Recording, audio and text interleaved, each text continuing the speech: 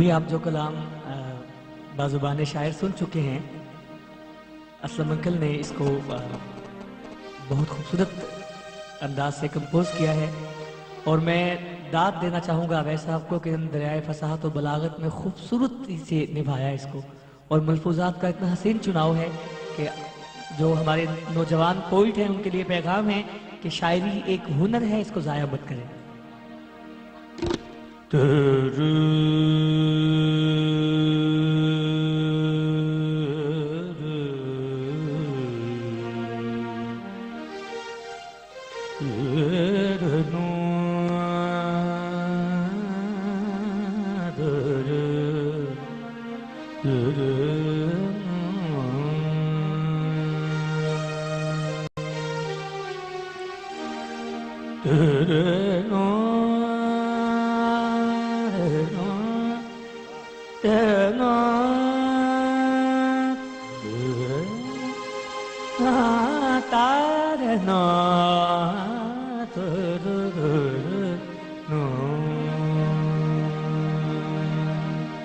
بھوپالی راگ ہے بلاول ٹھاٹ کا، اس میں اس کی کمپوزیشن اسلم صاحب نے۔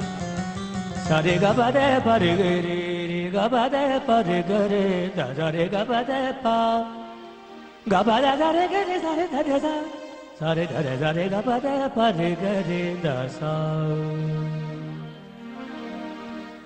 سر چشمائے حیات تھے، سر چشمائے حیات تھے، وہ میری کائنات تھے، وہ میری کائنات تھے، دن تھے میرے دن بھی میرے عجیب سوری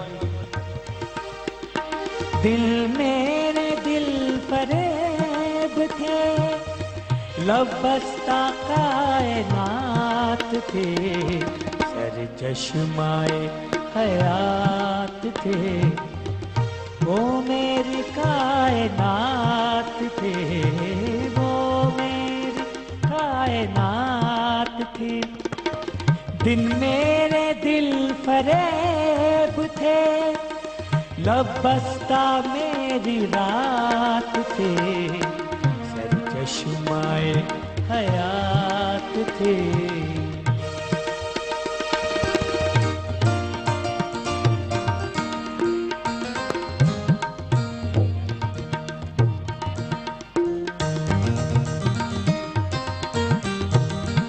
اس کے بغیر بزم میں کیسے سناؤں نظم میں،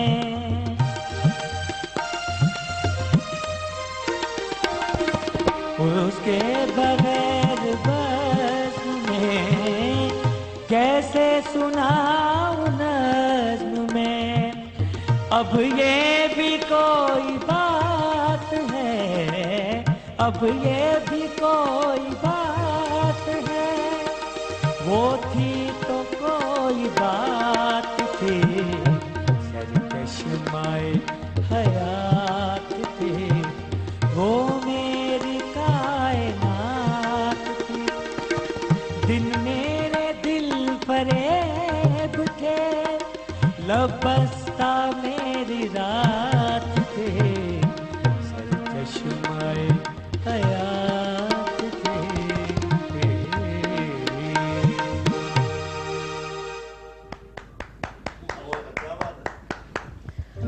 بہت اچھے بھائی، بہت اچھے۔ بھوپالی راگ بھوپالی راگ تھا، اور اسلم صاحب نے ابھی موضوع کی ہے، ابھی انہوں نے اس کو ترتیب دیا ہے، تو پرابلم یہ ہے کہ کیونکہ زیست انتہائی مضطرب ہے تو لفظ یاد نہیں رکھ پایا۔ کوئی مسئلہ نہیں ہے، کوئی مسئلہ نہیں ہے۔ دیکھیں کچھ چیزیں ایسی ہیں جو ہمیں بھی نظر آ رہی ہیں، ہم پر بھی آشکارا ہیں، اور یہ بھی بہت بڑی بات ہے کہ ابھی یوں ہی بیٹھے بیٹھے اسے آپ نے یاد کر لیا اور سنا دیا ہمیں۔ اچھا اویس صاحب آپ بتائیے کیسا لگا؟ بہت اچھے۔ دیکھیں آپ کی جو اپنی تخلیق تھی یقیناً آپ کو پیار ہے، لیکن وہ جس طرح سے اس کو جب اس طرح کا آواز کا روپ ملتا ہے، سروں کی سریلی یہ پرواز تیری، بہت خوبصورت ہے آواز تیری۔ واہ واہ واہ واہ کیا بات ہے۔ اچھا جناب ہم ایک کال کی جانے بڑھتے ہیں کوئٹہ سے. السلام علیکم زمان صاحب. السلام علیکم جی. روبینہ صدیقی صاحبہ کیسی ہیں آپ؟ کیسے ہیں آپ؟ طبیعت اچھی ہے آپ کی؟ الحمدللہ جی. آپ لوگ ٹھیک ہیں؟ شکر اللہ پاک کا. میں تو بہت ہی آج خوبصورت محفل ہے. میں تو اس کے بس وہ سحر میں گرفتار ہوں. گزارش یہ ہے کہ اگر اس پروگرام میں ہم ثاقب کو خراج تحسین نہ پیش کریں تو بڑی زیادتی ہوگی. درست. اور قتیل کو بار بار پڑھتے چلے جا رہے ہیں. آج آپ بھی قتیل کو پڑھتی چلی جا رہی ہیں. قتیل نے ان کے لیے کیا خوبصورت بات کہی ہے, ذرا سنیے. جی ارشاد. کہتے ہیں کہ قتیل حرف و ترنم کو ربط جو بخشے, دیا ہوا وہ غزل کو شعور میرا ہے. بہت اچھے. تو ترنم پہ بھی ان کو جو ہے وہ اختیار حاصل ہے اور حرف پہ بھی ان کو جو ہے وہ اختیار حاصل ہے. تو قتیل نے ان کے لیے بڑی خوبصورت بات کی. بہت اچھے. کرنی صاحب جی میں ادب کے ساتھ آپ کو سلام پیش کرتا ہوں. جی وعلیکم السلام. ہمارا ایک تھیسز ہے کرنی صاحب, اگر میری ذرا سی رہنمائی فرما دیں.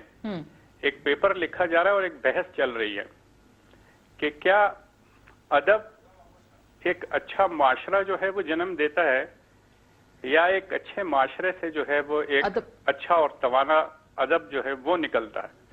اچھا ہے. بہت اچھا موضوع ہے. یہ ایک بہت ہی لمبی بحث ہے, ڈیبیٹ ہے.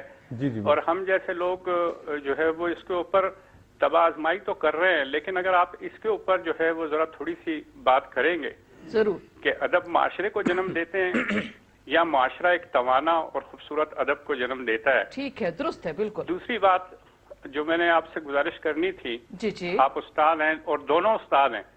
روبینہ صاحبہ جو ہیں وہ بھی معلم ہیں, وہ بھی استاد ہیں اور آپ بھی استاد ہیں. تو ہم ذرا بڑے محتاط ہو کر آپ سے جو ہے وہ پوچھتے ہیں اور آپ سے فیض حاصل کرتے ہیں. کہیے. پشتو لغت جو ہے, آج کی جو پشتو لغت ہے, کیا آپ سمجھتے ہیں کہ اس میں وسعت اور بلاغت اور اس میں جو ہے وہ لغت جو کہ ایک فصیح و بلیغ لغت ہونی چاہیے, جیسے کہ فارسی میں ہم دیکھتے ہیں, کیا پشتو میں کبھی ایسی مشکل تو درپیش نہیں آتی؟ کیا ایسی لغت جو ہے وہ اس میں فصاحت اور بلاغت یقیناً ہے, لیکن میں آپ سے سننا چاہوں گا کہ یہ فصاحت اور بلاغت جو ہے وہ کیا کس حد تک جو ہے وہ جیسے کہ عربی میں, اردو میں اور فارسی میں ہم دیکھتے ہیں. ٹھیک ہے زمان صاحب, ہم یہ ساری بات ان ڈیٹیل لے لیتے ہیں اویس صاحب سے. جی میری بڑی گزارش ہوگی کہ جو تھیسز ہم لکھنے جا رہے ہیں اس پہ ضرور بات کی جائے. ضرور کرتے ہیں بات, تاکہ آپ کو تھوڑی سی آسانی ہو جائے. بہت مہربانی. بہت شکریہ زمان صاحب, آپ سے بڑا فیض حاصل کر رہے ہیں. بہت شکریہ, تھینک یو ویری مچ. جی اویس صاحب دیکھیں, ایک خوبصورت ہے وہ تھیسس کا جو لکھ رہے ہیں موضوع, کہ ایک خوبصورت ادب جو ہے وہ اچھے خوبصورت معاشرے کو جنم دیتا ہے یا ایک خوبصورت معاشرے میں صحت مند اور توانا ادب پروان چڑھتا ہے, جنم لیتا ہے. ادیب جب بھی لکھتا ہے تو ظاہر ہے کہ معاشرے کی بہت ساری بدصورتیاں اس کی نگاہ میں ہوتی ہیں. ٹھیک ہے. لیکن وہ اپنے اندر کی جو اس کی خوبصورتی ہوتی ہے وہ اس سے اس معاشرے کی جو بدصورتیاں اس کو ڈھانک لیتا ہے. ٹھیک. پھر یہ کہ ضروری نہیں کہ کوئی معاشرہ بالکل صحیح سالم حالت میں اس کو ایک یعنی اس میں ایک سکون ہو, اس میں کوئی ہلچل نہ ہو, اس میں کوئی وہ نہ ہو, اور وہ ایک متحرک معاشرہ ہو اور اس میں ساری چیزیں ٹھیک چل رہی ہوں تو اس کے بعد ایک اچھا ادب تخلیق ہو. نہیں, یہ نہیں ہوتا. آپ دیکھیں منٹو کو دیکھیں. ٹھیک ہے. ایک بہت بڑی مثال ہے ہمارے سامنے. بالکل ہے. تو اس میں اب دو چیزیں آتی ہیں. ایک دفعہ کرشن سے کسی نے پوچھا, کرشن چندر سے. ویسے کرتے ہیں جو کہ شارجہ سے کال ہے وہ لے لیتے ہیں, پھر یہ منٹو ہی سے ہم اپنی بات کا سلسلہ آگے بڑھائیں گے. جی السلام علیکم. وعلیکم السلام. جی خوش آمدید. Thank you very much. میں شارجہ سے بات کر رہا ہوں, میرا نام سلاطی الکھوکر ہے. جی فرمائیے. تو آج کا آپ کے جو سنگر ہیں جی بڑا اچھا گا رہے ہیں. جی پہلے بھی میں نے ان سے ایک گانا سنا تھا, جی آپ کو بھول جائیں ہم اتنے تو بے وفا نہیں. بڑا اچھا گایا تھا انہوں نے. ٹھیک. تو اگر آج ہماری فرمائش پہ یہ گانا گائیں تو بہت اچھا لگے گا. ٹھیک ہے, ہم کرتے ہیں ابھی تھوڑی دیر میں ضرور آپ کی فرمائش. ہم آپ کو نہیں بھولیں. ہم نہیں بھولیں گے آپ کو بھول جائیں. تم کو نہ بھول پائیں. ٹھیک ہے, آپ کو بھول جائیں ہم. ٹھیک ہے, وہ ثاقب یاد رکھنا. ٹھیک ہے جی, تھوڑا سا ہم ضرور سنا دیں گے. جی ہم منٹو سے اپنی بات کا آغاز کرتے ہیں. کرشن سے ایک دفعہ پوچھا گیا, راجندر اوستی نے اس سے پوچھا ایک انٹرویو کے دوران کہ کیا یہ ضروری ہے کہ ایک ادیب ایک نیک انسان، ایک بہت پاکیزہ انسان، ایک بہت زیادہ دھلا دھلا انسان ہی اچھا ادب تخلیق کرے گا؟ اس نے کہا، اس کا جواب تھا ایک بہت بڑا کہا۔ اچھا ہاں، اس کے جواب میں اس نے ایک بہت بڑا کہا لگایا، اور وہ کہا اس لیے کہ اس کا جواب ہمیں یہ کہ منٹو جو کچھ کریٹ کر رہے تھے تو اس کے سامنے کون سا معاشرہ تھا، لیکن خود منٹو کی اتنی پاکیزہ روح تھی کہ وہ معاشرے کونوں میں گئے کہ جن سے عموماً بہت سے لوگ دامن بچا کر نکلتے ہیں، بڑا کرٹیسائز کیا لیکن گیا، وہ گئے ہیں وہاں اور ایسا ادب تخلیق کیا ہے، وہاں سے ایسی یعنی ممتا کی مثالیں نکالی ہیں، وہاں سے ایسی محبتیں تراشی ہیں کہ منٹو عمر ہو گئے۔ اب دیکھیں معاشرے کی بدصورتی ان کی نگاہ میں تھی، اس نے کہا کہ اگر مجھ میں کوئی سکم ہے تو پھر اس معاشرے میں ہوگا، آپ مجھ پر جو الزام لگا رہے ہیں وہ اس معاشرے کا، تو ظاہر ہے کہ معاشرے میں تو بہت ساری چیزیں ہوتی ہیں۔ ویسے ایک کال لے لیتے ہیں۔ السلام علیکم۔ السلام علیکم روبینہ صدیقی صاحبہ۔ السلام علیکم، کیا حال ہے؟ کوہاٹ سے کاظم رشید عرض کر رہا ہوں۔ جی جی بالکل، آپ کی تو وہ لہجہ ایسا ہے ماشاءاللہ، لگتا ہے آپ وہ کوہاٹ اور آپ دونوں لازم و ملزوم ہو گئے ہیں۔ ماشاءاللہ آپ کا پروگرام تمام تر خوبصورتیوں سے آراستہ ہے۔ بہت شکریہ۔ محفل سخن پروگرام میں ادبی منظر نگاری اپنے جوبن پر نظر آتی ہے۔ اچھا، شاعر کے کلام کی تاثیر بڑھتی ہوئی نظر آتی ہے جب کوئی خوش گلو فنکار اسے ترنم سے گاتا ہے۔ بالکل، ہاں جی، ہر شاعر کی غزلیں اور نظمیں ترنم آویز لہریں ہوتی ہیں جو یکے بعد دیگریں اٹھتی چلی جاتی ہیں۔ ایسے میں ثاقب جیسے فنکار کو بلا کر ادب کے تمام لوازمات آپ لوگوں نے پورے کیے ہیں۔ بالکل۔ اور روبینہ صدیقی صاحبہ آخر میں اگر اجازت ہو تو 3 شعر عرض کر رہا ہوں۔ ارشاد ارشاد۔ سانس ٹوٹے گی تو پھر اتنا ہی ہوگا شاہد۔ اچھا، سانس ٹوٹے گی تو پھر اتنا ہی ہوگا شاہد، ڈال جائیں گے میرے یار میری خاک پہ خاک، جو مجھے دوست کہے اتنی گزارش سن لے، جو مجھے دوست کہے اتنی گزارش سن لے، میں نے دشمن کا بھی معیار بنا رکھا ہے۔ آخری شعر عرض ہے، ماں تیری قبر سے آتی ہوئی سنتا ہوں صدا۔ اچھا، واہ واہ۔ ماں تیری قبر سے آتی ہوئی سنتا ہوں صدا، مجھ کو معلوم ہے تو اب بھی دعا کرتی ہے۔ واہ واہ واہ واہ واہ واہ۔ روبینہ صاحبہ آپ کا اتنا خوبصورت پروگرام ہے، جی چاہتا ہے کہ آپ کے ساتھ بیٹھ کے میں پروگرام دیکھوں، مگر کیا کیا جائے، ہم آویز کرنی جیسے شاعر جو نہیں ہے۔ بہت بہت شکریہ۔ بہت شکریہ خان صاحب، thank you very much, thank you very much, بہت شکریہ۔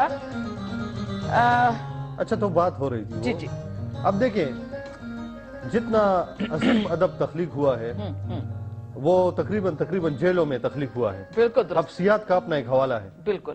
اور یعنی آپ دیکھیں ہمارے جتنے انقلابی لوگ تھے، ابوالکلام آزاد صاحب ہاں بالکل، اور اجمل خٹک صاحب، ہمارے شیر علی باچا، یعنی بہت بڑے شعراء جو ہمیں جنمے وہ جیلوں میں ہی جنمے۔ اور پھر یہ کہ جبر کے لمحوں میں جو اذان حق، اب دیکھیں فیض کو دیکھیں، لیکن بجا جو روزن زندہ تو دل یہ سمجھا ہے کہ تیری مانگ ستاروں سے بھر گئی ہوگی، اور وہ جو لمحے